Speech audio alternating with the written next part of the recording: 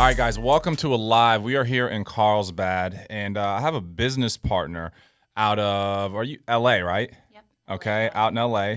We got Lily Wisdom in the building. How are you? Good. I'm doing good. Let's give her a hand.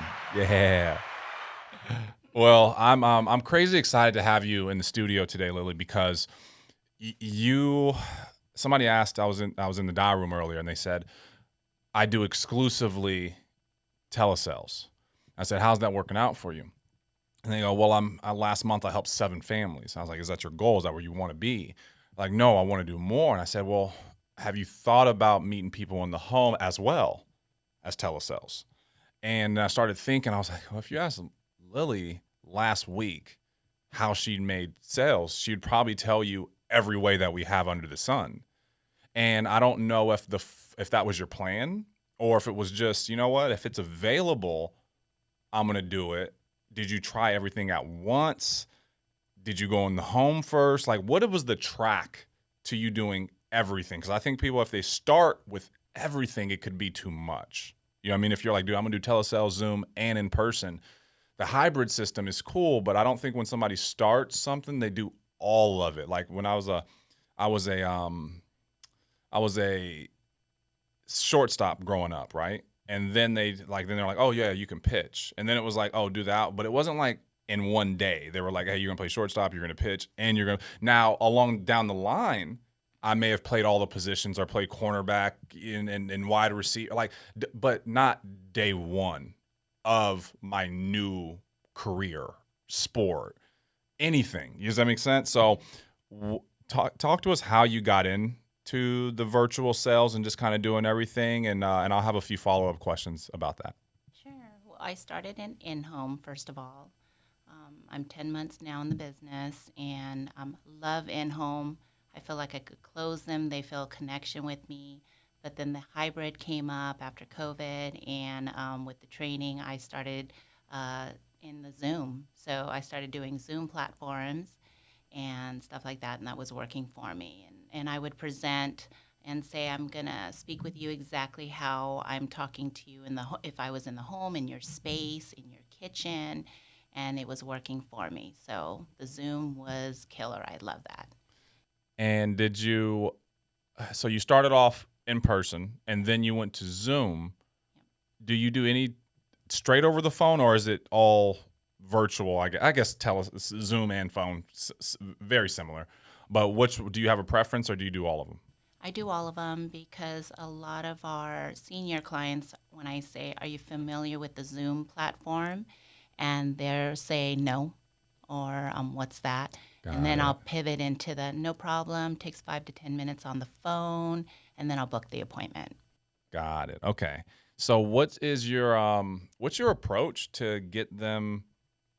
Either are you calling folks with the initial intention to set the appointment, or is it initial to do virtual, and then if they can't do virtual, then go face-to-face? What's your approach, and let's get into what the script is as well. Sure. Actually, yeah. First, I try to book face-to-face, and then when I hear a little pushback from them, then I pivot to, are you familiar with the Zoom platform?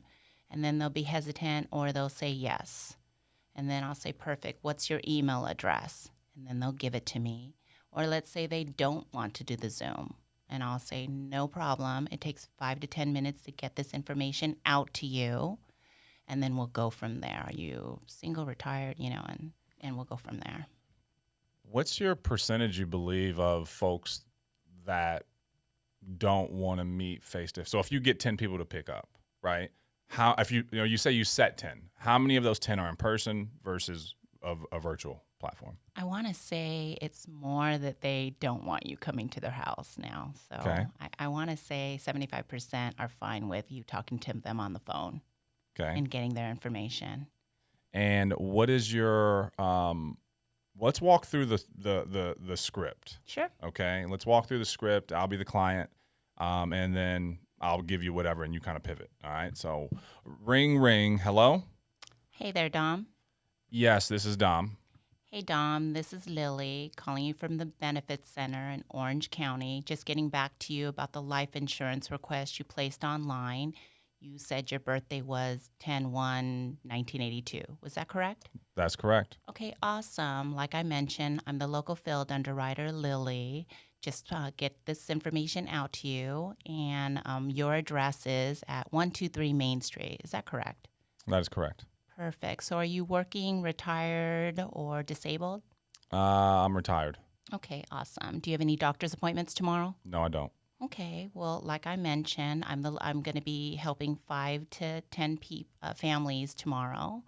And do you have any doctor's appointment at 10 o'clock tomorrow morning? No, I don't. But why are you asking? Like I mentioned, it takes 5 to 10 minutes to get this information out to you. So, are you familiar with the Zoom platform?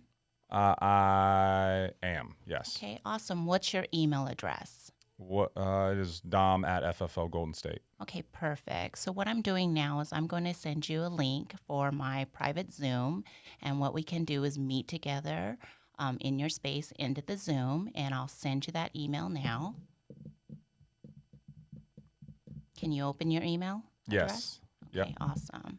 You'll see my credentials with it for our appointment tomorrow at 10 o'clock via Zoom. Now, did you say you were single, married, or widowed? Single. Okay, awesome. So can you open your email and see that you'll see my credentials in my email I sent to you, Yep. Dom? Yep, I got it. Okay, awesome. So that's perfect. All you need to do is just read that email. My credentials and my state license for California is in there. And I'll see you tomorrow at 10 o'clock. Once again, my name is Lillian Wisdom, all right? Got it. Thank you so much. Okay, you take care. I'll see you tomorrow. What did you read there that had you go Zoom? That would be my credentials, you mean? And I'm sending him just to make sure it's a No, I'm sorry. Oh, What did you read on my end okay. to go Zoom? Like, why did you go Zoom versus in person? Because you weren't giving me the okay that you wanted me to come to your house. Okay. A little pushback, I would say. As in when I said why, right? Yep. Yep. You know, now like this is interesting because there's a like if it was, I historically have only met people face to face. Yep. So if they go, well, why do you have to do that? I would give an answer to them to basically solidify or sell them why I'm going to come over to the house. You read it as, which is the correct reading, because you have the skill set and the ability to pivot to a Zoom. Does that make sense? Because I had no bullets. It was like that's all I had. So I was like, I had to keep shooting the same gun. You're like, dude, I got other bullets, right? I got other bullets. So right when they go, yeah, right when he goes, well, why do you need to know that? That is a red flag of, all right, let me just pivot to the virtual. Now, if you go, well, my job is to drop this off, or you ask me what time I get off of work, and I just go, you said doctor's appointments. Like, nope, doctor's appointments. And you said, will you be home? Will you be home tomorrow at 10 o'clock? And my response was, why do you need to know that? Which means I don't want you to come over. Right? Yeah. So I just think if I would have had this in my bag when I was in the field, how many more people could I have helped? And it's just reading little things like that you take that step, you take that avenue. So that's big stuff. How long did it take you to start reading those little nuances and things like that? I want to say probably the beginning of this year, January. I want to say, yeah. What were some of the things that held you up before, though? You know what I mean? That now that you're like, man, like that situation used to smoke me back in the day when they said this. And now it's just no big deal, move it forward. Can you give me a couple examples of things that maybe you didn't know how to respond and now? Because there's only a few things that folks say all the time. I remember when I started, getting a social security number used to be a big deal for me. I used to like break out in hives. And now it's like, really? Yeah, I was like getting their bank account. I was like, oh my God, I can't. So I know that you had some things that now are very normal that weren't normal before. What can you let us know there? I feel like the more you go into a home and you get pushback, you conquer it because you just got that on Tuesday and it's Wednesday now. I have a great approach to the banking information. I did it in my training. Do you want to hear it? Yes. I have a great approach because I've been with B of A or any bank that you are with, right? Everyone has a bank or you want them to have a bank account. I always look down and I'm like, so did you tell me you bank with Bank of America, Dom? And he'd be like, what? So they either hate your bank or they are your bank or they love your bank, right? And it just throws them off that you aren't nervous asking them, I need a voided check, I need your routing number. And it's working for me. It has. Like, it threw them off. I had a virtual sale over the weekend, and she was like, "Oh, I don't want to deal with you guys. You guys always ask for my ATM information. I got fraud." And I said, "No, I'm not even going to ask you for your ATM card. We won't accept it." And she's like, "What?" And I said, "Did you say you bank with Bank of America, Betty?" And she threw a loop. She's like, "How did you know I bank with Bank of America?" And I'm like, "I do too." Totally threw her off her tracks. I knew the routing number already because I wasn't lying to her. I do bank with them. And she was happy to give me her account number. We were like on the same page. We were like a team. So it worked for me, and it has worked. Someone else called me on that, and they said it helped her too. Being assumptive. Yep. And not worried about, well, what if I'm wrong? I don't know. You know what I mean? It's kind of like when we say, hey, we're just going to come over and drop something off. They're like, what do they think? I'm like, what if they're expecting you to drop? I'm like, nah, man. Like, it's okay. It's okay to, but we're just trying to get in front of people on the phone, and we're trying to let people know that we're sure that they want life insurance. You just saying that and hey, so you you bank with Bank of America, right? If it wasn't Bank of America, she'd be like, no, it's Wachovia. They ain't even around no more, but whatever. They're like, You know what I mean? Chase. Yeah, I can't stand that. they'll be like, I'll be like, no, it's Chase. You'd be like, all right, cool, no big deal. But when odds are, and if you're local, like if I'm in North Carolina, I'm probably saying whatever they have most there. Like California, that's a big bank here. Bank. Odds are it's going to be there. You know what I mean? If not, they'll be like, no, they had one there or something like that. Something. But if I'm in North Carolina, it's like State Employee Credit Union because everybody and their mama has that. Does that make sense? Everybody. I'm pretty sure you with the credit union, right? Yeah. Okay, got it. I remember I used to ask folks, do you have a bank account, right? Right? Yeah. All right, cool. It makes it a lot easier, okay? Because the insurance, your bank will just send it to them so that you don't have to worry about sending it to them, paying for them. You've heard of people insurance companies not paying out death claims, right? Even if they haven't, they say they have because they watched a Dateline one time and they may have thought it was that. And I'm like, you know why? It's because they didn't send in the payment. It's not that the insurance company doesn't want to pay them. It's that they didn't send the payment in. So you know how many old people get sick in the hospital for 2, 3, 4, 5 months, and then they can't send. Like, you don't want to be in that position. Got it. So there's so many different ways to ease their concern and your concern. Because these are things I need to tell myself so that I wouldn't say it with this sense of fear. Absolutely. Because I think anything you say, if you say it with assumptiveness, conviction, your odds are in your favor. But if you say the right thing without confidence, it don't matter. I'd rather say the wrong thing with confidence.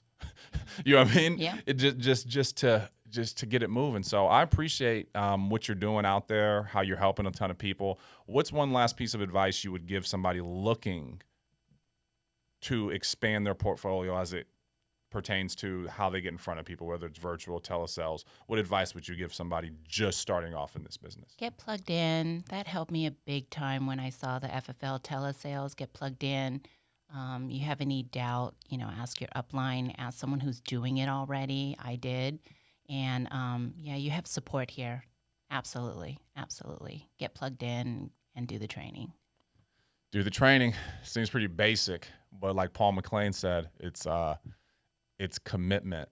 And what was the other word he said? I don't know why I'm drawing a blank right now. Sacrifice, not sacrifice. What's the word that he used last night? He used... Oh, man, I can't remember. Do the work? It's just doing the work, doing what you say you're going to do. Discipline, that's the word. Discipline, yep. Discipline. Just be disciplined. Absolutely. That's it. If you like, hey, I want to do telesales, I want to do well, be disciplined enough to do the training. And don't expect for it to get it day one. We have to be realistic with our results too.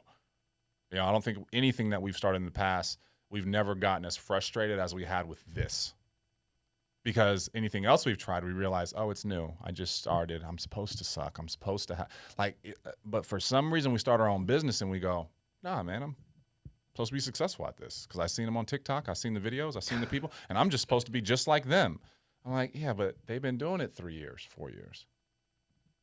You know, you've been doing it 2 days. Yeah.